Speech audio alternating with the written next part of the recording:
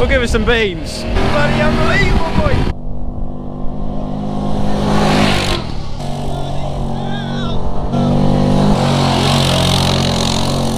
That's really surprised me. I thought it'd be quick, but I didn't expect it to be that quick. Hello and welcome back to the channel and welcome back to the farm. And as promised today, I've got the Honda Pioneer 700 to try out on the farm in the search for the next farm buggy.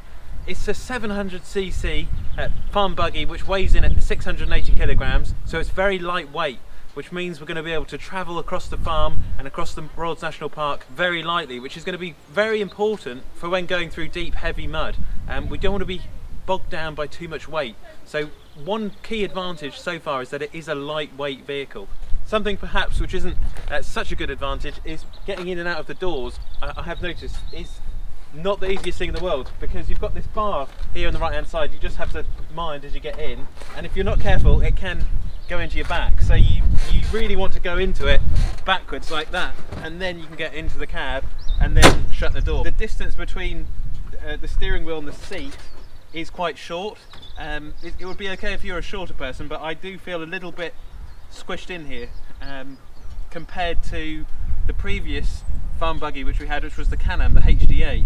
So that's probably so far one of the biggest disadvantages. But once you're in, you get used to it, and it's quite a good, you know, driving position. Everything in here as well is very minimalist, which I really like. That's a plus. There's not a lot really to go wrong. You've just got the handbrake, you've got the forwards and backwards, and your four-wheel drive and two-wheel drive. It's just like a Honda quad bike, except it's a buggy, which is quite nice.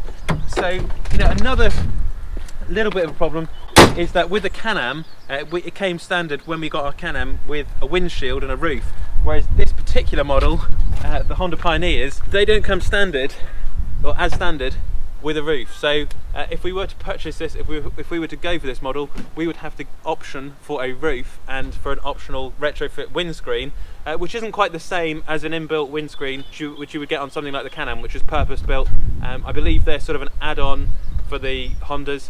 So a little bit of a shame about that, especially in this country when most of the time it's either raining or overcast. It's all part of the lightweight deal. I can see what Honda's been trying to do with this. We'll take her out for a spin. But the disadvantages of getting out of the door aside, and the lack of the roof or the windscreen, it is a nice looking piece of equipment. It's essentially a quad bike which you can sit in, if that makes sense. So it's quad bike meets utility buggy. It feels very sturdy and strong, even though it looks fragile. It's got the off-road tyres on it as well, so we can go off on some off-road ground. I mean, we have got on the back the tipping bay. Something I've noticed a little bit, a little bit tricky is you got to undo this handle, then undo this handle to get it to come down. Whereas on the, I know I'm going to say this, but on the Can-Am, you could literally just, there was a handle on here and it would come down, and then also on the Can-Am, you could slam the door and it would shut. Whereas with this, I have to, yeah, it's just a little bit primitive, really, you know, a little bit just, but you know, it's just little things really which take up a bit of time.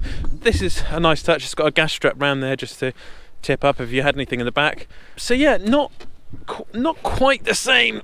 Not quite the same as the Can-Am. Welcome on board, and we've got these side doors which are tiny, but they just stop, I guess, a bit of mud or something, you know, hitting up against your knees, like these mini half doors. Just on the dashboard, very minimalist, just like a quad bike, no dials there, just a small digital screen with the mileometer and how much fuel you've got and everything.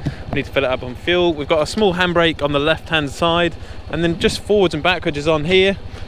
Two-wheel drive and four-wheel drive, very simple. I like it, it's minimalist. And you know, fairly sturdy floor, well made, seems to be fairly solid, although it's plastic. And then we've got this net up here. I suppose that's if you fall out on the side, you can put the net down to stop yourself from falling out, I guess. Not really, it's not really the best thing in the world. But yeah, we'll take off the handbrake, put it into drive, and it's an automatic transmission, so you don't have to change gear. You just got the throttle down there and the brake, and that's it. Stop and go, pretty easy really.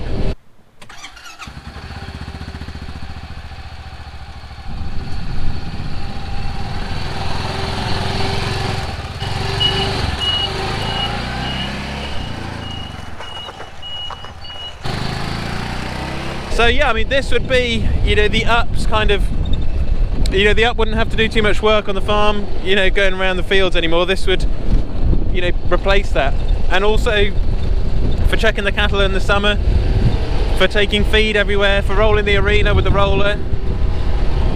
Should be a busy, you know, tool, an old Honda like this. The only thing is, so far, is there is quite a bit of, obviously, wind in my face because we've got no windshield or roof, so it's a very different experience from the Can-Am in that you are literally out in the elements. So, you know, I can imagine with the windscreen it would be, you know, quite a lot nicer. Just coming into the field here where we've got some ploughing going on today, and, you know, this is ideal. I just want to change her up to four-wheel drive.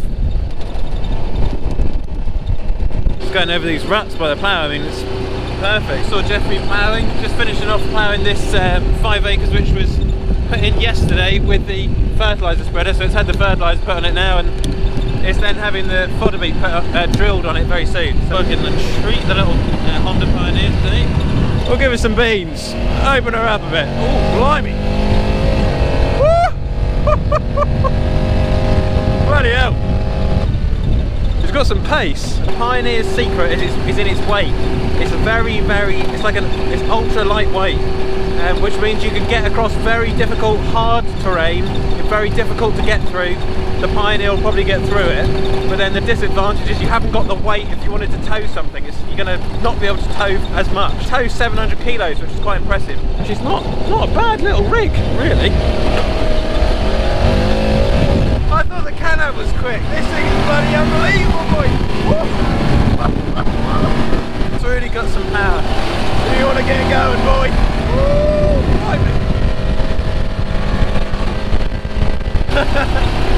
That's really surprised me. I thought it would be quick, but I didn't expect it to be that quick. That is, she's quick. She's got some pace. Whoa, it's really up there, girl.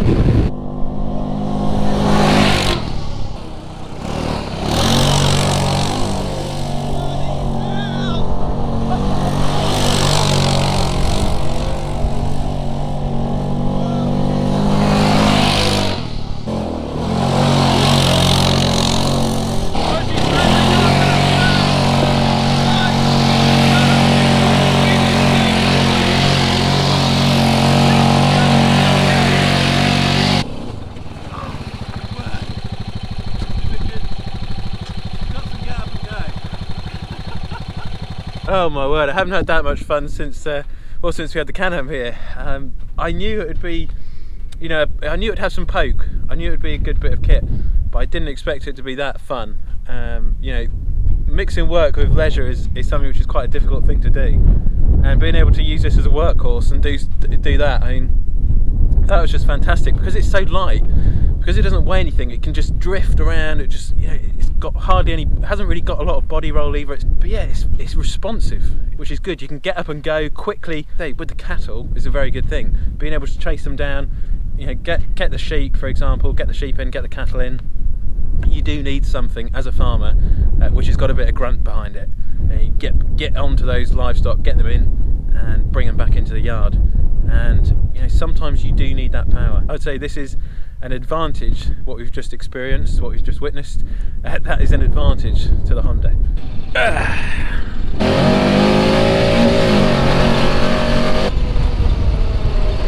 Got through some mud, no problem. Starting to like the Honda.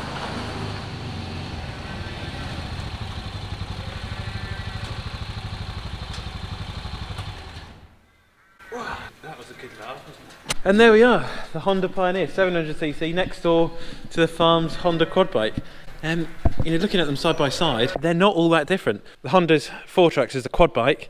The Pioneer is essentially a quad bike but with seats, and you can sit in it and drive it with a steering wheel. So yeah, it was a pleasurable experience taking it out there for a spin, and we've got another day, we've got tomorrow to use it on the farm and, you know, experience what it's like off-road. The off-road tyres, I've noticed, were really good. It's got two-wheel drive and a four-wheel drive mode, which is quite handy, just like the quad bike.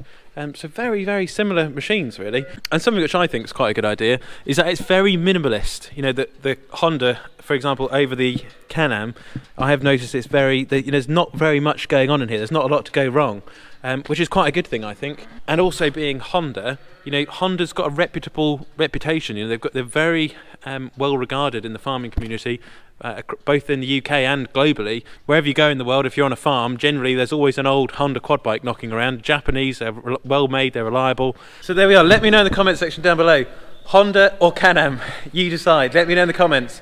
Let the battle commence. It does seem quite a capable machine. I would think it would probably be as capable, if not more capable, than the Can-Am. That's because it's slightly higher and it's also lighter, so because it doesn't weigh a lot. Yeah, and four-wheel drive, Honda, Japanese, reliable. In that brief period on that drive, the Honda might have just won me over. Thank you very much for watching today's video, and I will catch you on the next one.